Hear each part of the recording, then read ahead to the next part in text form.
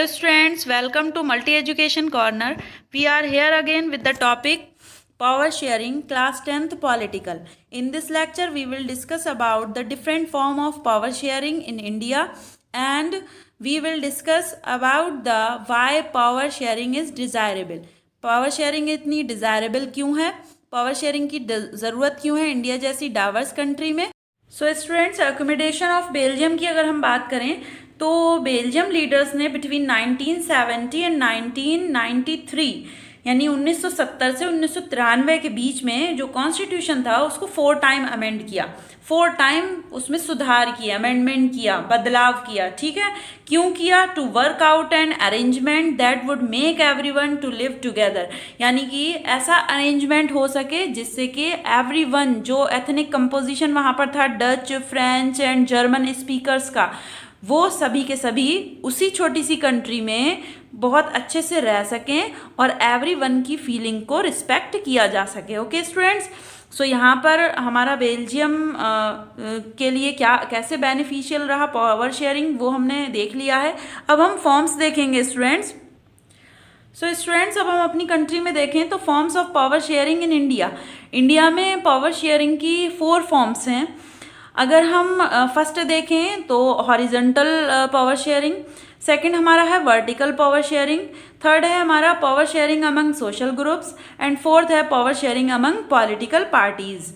यानी हॉरिजॉन्टल भी पावर को शेयर किया जाता है, वर्टिकली भी पावर को शेयर किया जाता है, पावर को सोशल ग्रुप्स में भी शेयर किया जाता है और पावर जो है वो पॉलिटिकल पार्टीज के बीच में भी शेयर होती है।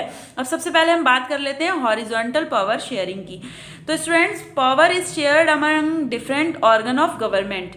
गवर्नमेंट के डिफरेंट ऑर्गन्स में पावर को शेयर किया जाता है, उसी को हम हॉरिजॉन्टल पावर शेयरिंग कहते हैं। जैसे हम इंडियन गवर्नमेंट की बात करें तो लेजिस्लेचर यानी कि पार्लियामेंट का काम क्या होता है? किसी भी लॉ को इंट्रोड्यूस करना, किसी भी लॉ को लाना और इसको इम्प्लीमेंट करवाया जाता है, यानी लागू करवाया जाता है किसके द्वारा? एग्जीक्यूटिव्स के द्वारा, जैसे कि हमारे आईएएस आईपीएस ऑफिसर्स होते हैं।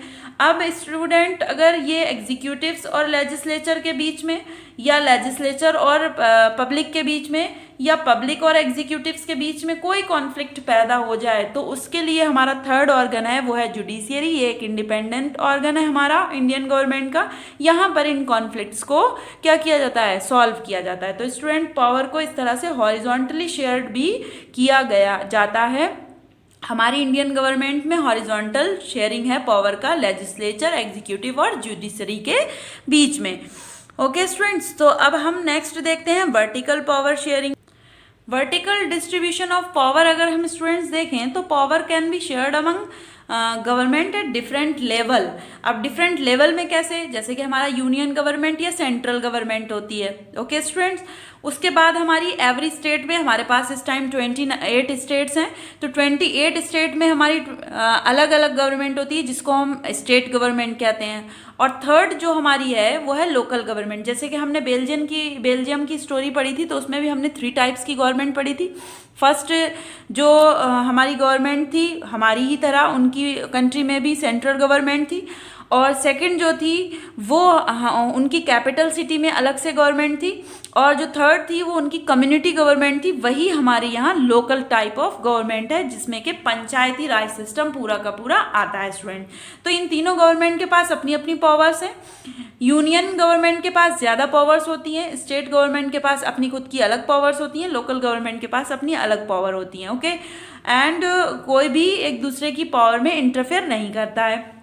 अब power sharing among social groups अगर हम देखें, अभी स्टूडेंट यूनियन गवर्नमेंट की अगर हम बात करें तो बहुत सारे लॉज, बहुत सारी स्कीम्स हमारी यूनियन गवर्नमेंट लेकर आती है एंड वो होल कंट्री पर अप्लाई किए जाते हैं। स्टेट गवर्नमेंट की अगर हम बात करें तो बहुत सारे लॉज और स्कीम्स ऐसी होती हैं, ऐसी पॉलिसीज़ होती हैं जो स्टेट गवर्नमेंट लेकर आती है, बट स्टेट गवर्नमेंट उसको अपनी स्टेट में ही फॉलो करवाती है और लोकल गवर्नमेंट तो लोकल लेवल पर ही काम करती है। अब हम student third types of power sharing देखें इंडिया में फॉर्म, तो power sharing among social groups. अब सोशल ग्रुप्स पावर में ऑल्सो भी shared among different social groups, जैसे कि कौन कौन से? सच एज रिलीजियस, यानी धार्मिक भी हो सकते हैं वो, लिंग्विस्टिक ग्रुप भी हो सकते हैं। एग्जाम्पल में अगर हम देखें तो कम्युनिटी गवर्नमेंट इन बेल्जियम जो थी वो क्या क्या काम करती थी, वो एजुकेशन से रिलेटेड या कल्चर से रिलेटेड जो भी इश्यूज होते थे उनको सॉल्ट आउट करती थी। ठीक है, अब हमारा आता है 4th नंबर पर पावर शेयरिंग पॉलिटिकल पार्टीज। अब पॉलिटिकल पार्टीज में पावर कैसे शेयर होती है, तो स्टूडेंट्स आप सभी को मालूम है कि इंडिया में एवरी 5 ईयर्स के बाद क्या होते हैं, इलेक्शंस हेल्ड होते हैं और पावर जो है वो कभी भी किसी एक पार्टी के अंडर में नहीं रहती है। ठीक है, जो पार्टी कोई इलेक्शन विन करती है तो 5 ईयर्स तक पावर उसके हाथ में है।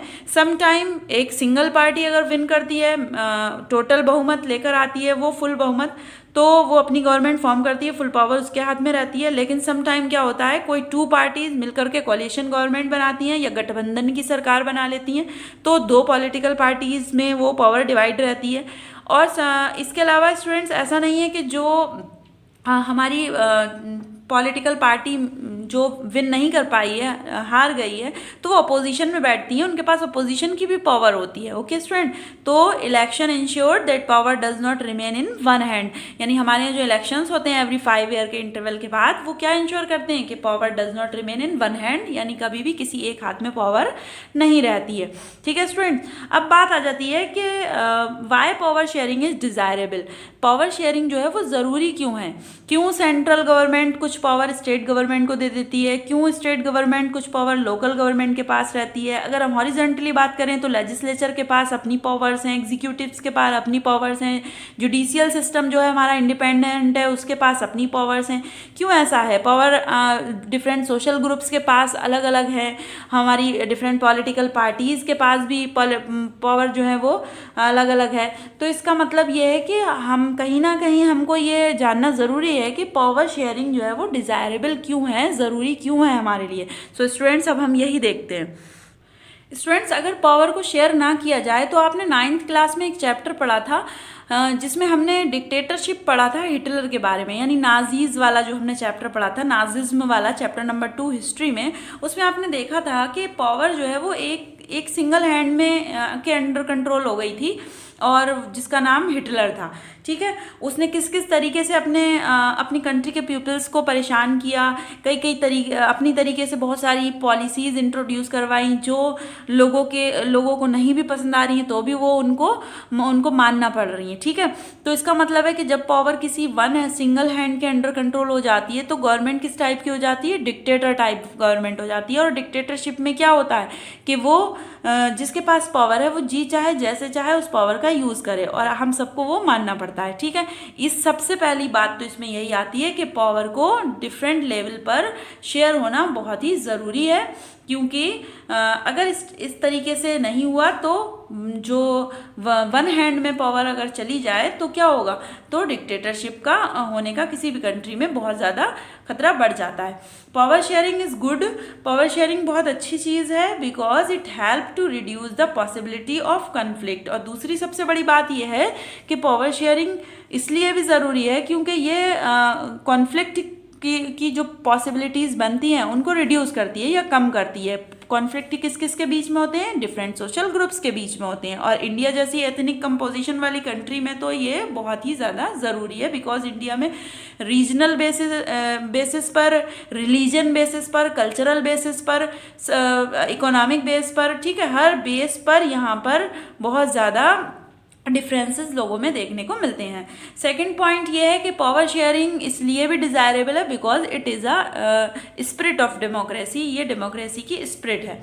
And democratic rule involve sharing power with those affect by its exercise and who have to live with its effect. So students यहाँ पर ये चैप्टर जो है वो कंप्लीट हो जाता है। हमने इस चैप्टर में 2 केस स्टडीज़ पढ़ी हैं जिसमें हमने श्रीलंका के बारे में देखा और जस्ट अपोजिट बेल्जियम के बारे में देखा। बेल्जियम भी एक एथनिक कंपोजिशन वाला कंट्री है, बहुत ही कॉम्प्लेक्स है और बहुत छोटा सा कंट्री है जिसमें हमने अलग अलग लैंग्वेज स्पीकर देखे थे जिसकी वजह से मेजॉरिटी और माइनॉरिटी में हैं, लेकिन उनमें कभी भी कोई झगड़ा नहीं हुआ क्योंकि बेल्जियम लीडर्स ने पावर को इक्वली 3 स्टेप्स में डिवाइड कर दिया और साथ में अपने कॉन्स्टिट्यूशन को 4 टाइम अमेंड भी किया और सभी की फीलिंग्स की को रिस्पेक्ट दी। लेकिन जस्ट अपोजिट अगर हम श्रीलंका में देखें तो यहाँ ऐसा कुछ भी नहीं हुआ। यहाँ मेजॉरिटी मेंबर जो सिन्हाला थे उन्होंने डोमिनेंस लिया और अपनी गवर्नमेंट फॉर्म की, और जो माइनॉरिटी वाले थे उन पर तरह तरह के जुल्म किए, ठीक है, जिससे कि जो तमिल्स थे वो एक तरीके से ख़त्म ही होते चले गए, ठीक है। और उनको किसी तरीके का कोई भी पॉलिसी हो या कोई भी गवर्नमेंट जॉब हो या एजुकेशन लेवल पर देखें, किसी तरह का कोई भी बेनिफिट नहीं मिलता था। जब उनको ये धीरे धीरे रियलाइज़ हुआ तो उन्होंने एक तरीके से प्रोटेस्ट किया, अगेंस्ट खड़े हुए गवर्नमेंट पॉलिसीज़ के, और यही धीरे धीरे करके सिविल वॉर में कन्वर्ट हो गया। और सिविल वॉर की वजह से बहुत सारे लोगों को अपना देश छोड़ना पड़ा, बहुत सारे लोग मारे गए, और किसी भी कंट्री के कल्चरल और इकोनॉमिक डेवलपमेंट में जो सिविल वॉर है वो बहुत ही बुरा इफेक्ट डालता है। सो दैट स्टूडेंट हमने देखा कि पावर शेयरिंग एक कंट्री में किया गया तो वहाँ का कंट्री आज भी सक्सेसफुल है और वहाँ का कॉन्स्टिट्यूशन आज भी सक्सेसफुल है।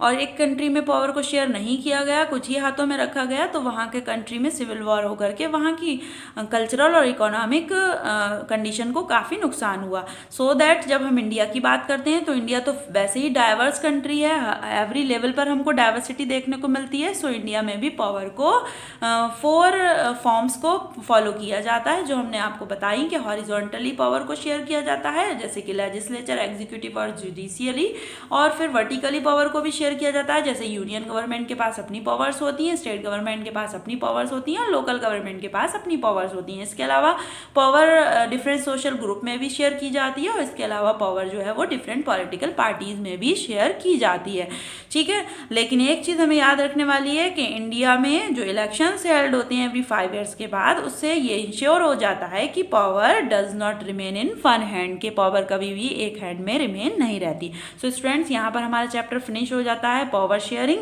This is all about this lecture.